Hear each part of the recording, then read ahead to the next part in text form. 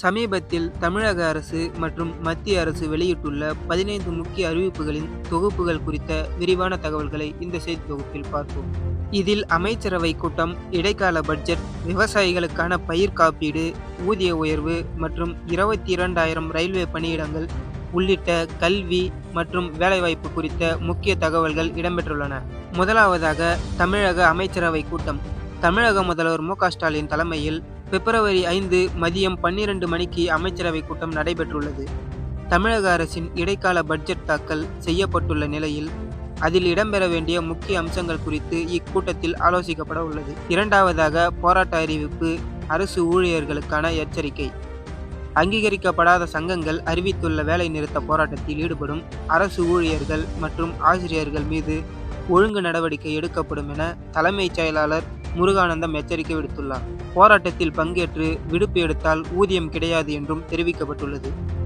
மூன்றாவதாக செவிலியர் உதவியாளர் பணி நியமனம். தமிழக மருத்துவ பணியாளர் தேர்வு வாரியம் மூலம் 999 செவிலியர் உதவியாளர் பணியிடங்களுக்கு விண்ணப்பங்கள் வரவேற்கப்படுகின்றன. இது எழுத்து தேர்வு இன்றி தகுதி அடிப்படையில் மட்டுமே நிரப்பப்பட உள்ளது. விண்ணப்பிக்க கடைசி நாள் பிப்ரவரி 8 ஆகும். நான்காவதாக இடைநிலை ஆசிரியர்களின் ஊதிய பிரச்சினை. இடைநிலை ஆசிரியர்களின் நீண்டகால ஊதிய முரண்பாடு தொடர்பான பிரச்சினைக்கு விரைவில் தீர்வு காணப்படும் என அமைச்சர் அன்பில் மகேஷ் தெரிவித்துள்ளார். இது குறித்த மூவர் குழுவின் அறிக்கை விரைவில் தாக்கல் செய்யப்பட உள்ளது. ஐந்தாவதாக விவசாயிகளுக்கான பயிர் காப்பீட்டுத் தொகை. பிப்ரவரி 15ஆம் தேதி முதல் விவசாயிகளின் வங்கிக் கணக்கில் பயிர் காப்பீட்டுத் தொகை வரவு வைக்கப்படும் என அமைச்சர் M.R.K. பன்னீர்செல்வம் தெரிவித்துள்ளார். குறிப்பாக வெள்ளத்தால் பாதிக்கப்பட்ட நாகை, திருவாரூர் மாவட்டங்களுக்கு முன்னுரிமை வழங்கப்படும். ஆறாவதாக TNPSC குரூப் 2, குரூப் 2A முதன்மை தேர்வு. குரூப் 2 மற்றும் குரூப் 2A பதவிக்கான முதன்மை தேர்வுகள் பிப்ரவரி 8 மற்றும் 22 ஆகிய தேதிகளில் நடைபெற உள்ளன. இதற்கான தேர்வுக்கூட அனுமதிச் சீட்டுகள் TNPSC இணையதளத்தில் பதிவேற்றம் செய்யப்பட்டுள்ளன. ஏழாவதாக முதுகலை ஆசிரியர் ஆன்லைன் கலந்தாய்வு. முதுகலை ஆசிரியர் பணியிடங்களுக்கான இடமாறுதல் மற்றும் பதவி உயர்வு கலந்தாய்வை EMIS இணையதளம் வழியாக ஆன்லைனில் நடத்தப்பட பள்ளி கல்வித்துறை அறிவுறுத்தியுள்ளது. இதற்கான முன்னேற்பாடுகளை செய்ய மாவட்ட முதன்மை கல்வி அலுவலர்களுக்கு உத்தரவிடப்பட்டுள்ளது.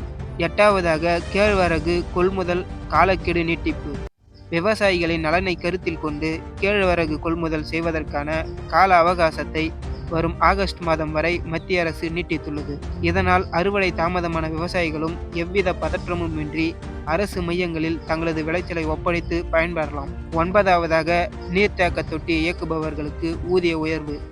தமிழகத்தில் உள்ள 12,525 ஊராட்சிகளில் பணிபுரியும் மேல்நிலை நீர்த்தேக்க தொட்டி இயக்குபவர்களின் குறைந்தபட்ச மாத ஊதியம் 2,600 இருந்து 5,000 உயர்த்தி வழங்க அரசாணை வெளியிட்டுள்ளது. பத்தாவதாக புதிய அடுக்குமாடி குடியிருப்புகள் திறப்பு. சென்னை கோட்டூர்புரம் பகுதியில் சுமார் 307.24 கோடி மதிப்பீட்டில் கட்டப்பட்டுள்ள 1,800 புதிய அடுக்குமாடி குடியிருப்புகளை வரும் பிப்ரவரி 20ஆம் தேதி முதல்வர் மு.க.ஸ்டாலின் திறந்து வைக்க உள்ளதாக அமைச்சர் மு. அன்பரசன் தெரிவித்துள்ளார். 11ஆவதாக JEE இரண்டாம் கட்ட தேர்வு பதிவு. JEE இரண்டாம் கட்ட தேர்வுகள் ஏப்ரல் 1 முதல் 9ஆம் தேதி வரை நடைபெற உள்ளன. இதற்கான விண்ணப்ப பதிவு தற்போது தொடங்கியுள்ளது. பிப்ரவரி 25ஆம் தேதிக்குள் விண்ணப்பிக்க வேண்டும்.